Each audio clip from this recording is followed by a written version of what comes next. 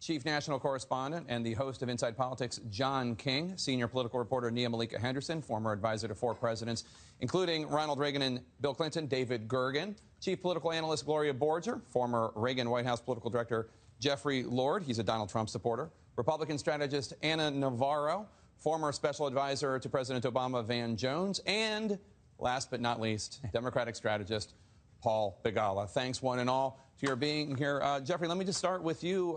What we heard from Marco Rubio, he is going to honor his pledge, but beyond that, I didn't hear a lot of, there wasn't a lot of love lost for Donald Trump. Well, you know, I hope he gets there. I mean, one of the things that I talked about in a column today for Conservative Review, I went back and took a look at Barry Goldwater losing the nomination in 1960 to Richard Nixon. Somebody had nominated him from the floor. He got about 10 or 12 votes. He had to withdraw and give his delegates to Nixon. And among other things, he said, let's grow up, conservatives. I actually think we have that clip. Can we run that if we can do that? We've had our chance. We've fought our battles. Now let's put our shoulders to the wheel of Dick Nixon and push him across the line. Let's not lag back. Let's grow up, conservatives. Let's, if we want to take this party back, and I think we can someday, let's get to work. I think that applies across the board to everybody. Any one of these people could have won and been this nominee. If Marco Rubio had won, I mean, I think everybody should have been there for him. Donald Trump won. I mean, Ted Cruz could have won. Jeb Bush could have won. Donald Trump won. So let's take Senator Goldwater's advice and get on with it. There's such a range of talent here that these people should be invited in, you know, the Lincoln team of rivals, et cetera. They can win this thing. Donald Trump is doing very well in these polls in these key states. In my own state of Pennsylvania today, 1 point behind Hillary Clinton. This is doable. Senator Rubio has a great future here, and I think he is part of the future of the Republican Party. So this is the moment when you do exactly what Barry Goldwater did. Everybody will get to weigh in here, but I want to go to Anna just because you are a personal friend of Marco Rubio. And what I sensed from him, having covered him now for a long time, was he's really torn. He doesn't want to be disloyal, but he does not approve of whom the Republican voters chose. Listen, Marco is one of the most eloquent speakers I have ever met. He speaks 2 languages. I speak the same 2 languages, English and Spanish. I had a very hard time parsing what he just said to you in regards to endorsing Donald Trump. I kept thinking, maybe he's talking in code and I'm just not getting the code.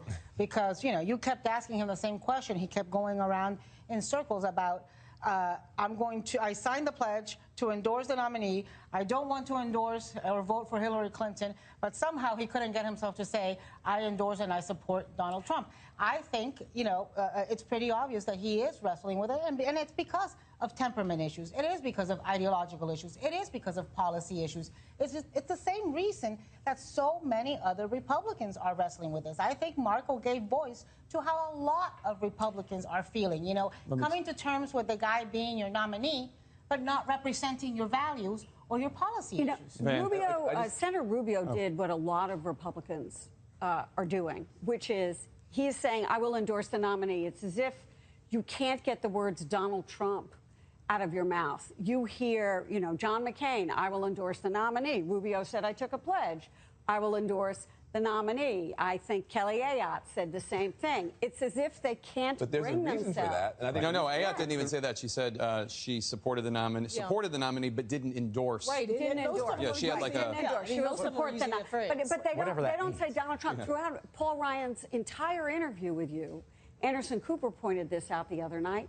He never once said Donald Trump. And the reason for that is very simple. You had me. I mean, I was right with you, Jeff. Until my eyes were welling with tears. And you Goldwater supporter. Exactly. And I said, that happens easily. Half of America has seen you cry by now. And then you mentioned Lincoln, and that's exactly the point. If you want to be able to build a team of rivals, if you want to be able to reach out to people and make it possible for people to come to you, you can't be talking about body parts and little Rubio. And so I think, a little Marco, so I think that what you are seeing is the necessary, inevitable outcome of the way he has conducted himself inside his own party. I'm slightly a different place. I don't think it's about hurt feelings. I think Marco Rubio is a very smart man, and I think he still believes Trump will lose. In February, he said this, I'm telling you, if we nominate Donald Trump, we will lose this election to Hillary Clinton. I think he wants to be a loyal soldier to his party. He's been loyal to his party, but I think he believes his party is going to lose. And David, let me ask you, because I quoted this, the most damning thing that Marco Rubio said about Donald Trump during the primaries, not including the thing about the hands, was that he didn't trust having the nuclear codes in the hands of somebody that was an erratic con man. Right. I brought that up 2 or 3 times, and every time he said that he stands by everything he said during the campaign. He stands by everything he said, but he also said that there's possibility for growth. He was kinder and more respectful of him on the foreign policy than I expected. On policy, but not necessarily on temperament, I thought, John. I think that's right. I thought that was a classic eat your peas moment there, in the sense that, you know, you're right, he's a loyal Republican, and he signed the pledge. And essentially he's saying, my word is good. Not that Donald Trump is good, not that I'm happy about this, but my word is good. So I'm going to do this. And I also think it's personal. He just ran a race for president. Everybody who ran against Trump is surprised by this. But I think they also, Jake, the part they can't figure out is the Republican Party changing under them. If they stay Republicans for the next 5 or 10 years, is this the new Republican Party, or is this a temporary takeover by Donald Trump? And if he loses in November, then they go back to being the way they are. And they can't figure out, if you cast your lot with Trump, and then he loses in a blowout, and the Paul Ryan says, let's go back to being who we were before Donald Trump came along. Where are you? You get lost. And by the way, he didn't disagree when I pointed out that his foreign policy principles are much closer to Hillary Clinton's than they are to Donald Trump. We're going to roll a little tape of Marco Rubio talking about foreign policy, and then I'm going to come back and get your guys' response. Let's roll that tape. I believe he could. I mean, obviously, with the right people around him, could make the right decisions with regards to that. Obviously, look, in fairness, and obviously, as I've stated, I have my differences with him, but in fairness, he hasn't held public office before. Some of these issues are issues he's learning about for the first time, and my sense is that as he learns more about them, the way a nominee should and a president will, he'll have more information upon which to make decisions on these issues.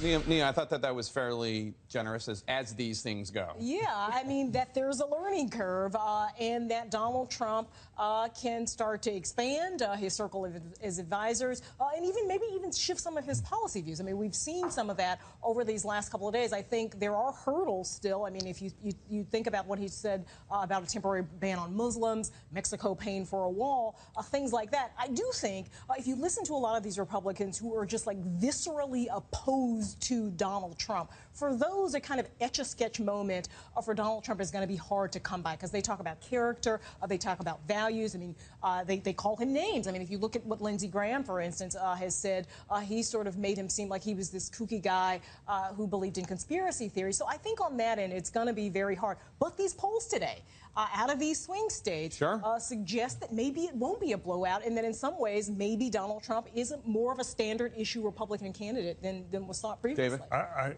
I think we cannot underestimate how at bottom these guys are trying to figure out their own futures.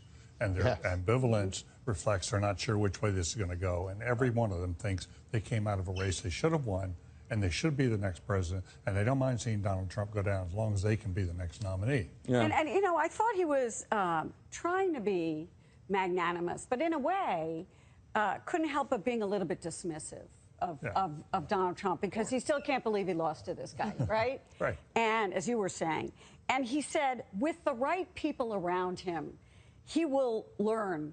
Right, and that's kind of not what you normally say about your party's presumptive nominee. You know, well, but he also said who has never been in elected office before. It's a huge difference. And he's a first-term senator. Let's give Jeffrey the last word. One of the things I learned that Marco Rubio has done in the very recent past is give an interview to Mark Levin, who was supporting Senator Cruz. What that says to me is when you're sitting down to talk to Mark Levin, who's been critical of him, Gang of Eight and that sort of thing, you're looking to the future of getting replugged into the conservative movement. No doubt. We have a lot more to discuss. Stay with us.